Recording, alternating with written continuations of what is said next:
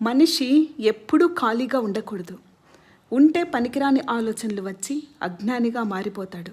బాగుపడాలి అనుకునే మనిషి అతి నిద్ర, సోమరితనం, పనిలో అలసత్వం, భయం, కోపం అనే 5 దుర్గుణాలు వదులుకోవాలి.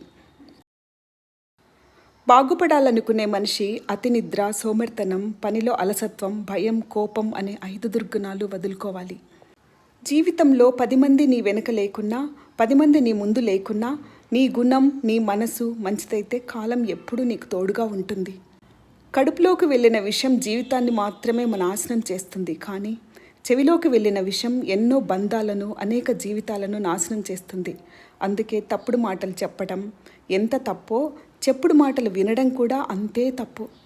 మనసు ప్రశాంతంగా ఉండాలంటే పనికిమాలిన బంధాలను, బంధుత్వాలను ఎప్పుడు వదిలేస్తారో అప్పుడే మనశ్శాంతి పొందుతారు.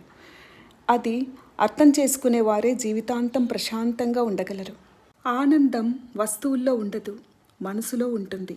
సుఖశాంతులు సంపదలో ఉండవు, సంతృప్తి పడటంలోనే ఉంటాయి.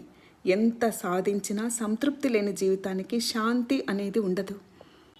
ఏ తప్పు చేయని వారిని బాధపెట్టి సంతోషించడం గొప్ప కాదు.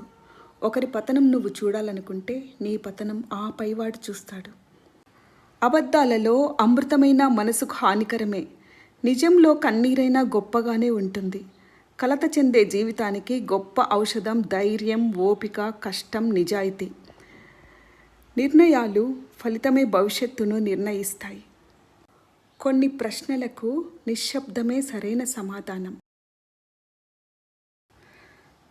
మనం ఒకరి సంతోషాన్ని కోరుకుంటే మన సంతోషాన్ని ఆ దేవుడు కోరుకుంటాడు. సర్వే జనా సుఖినో భవంతు.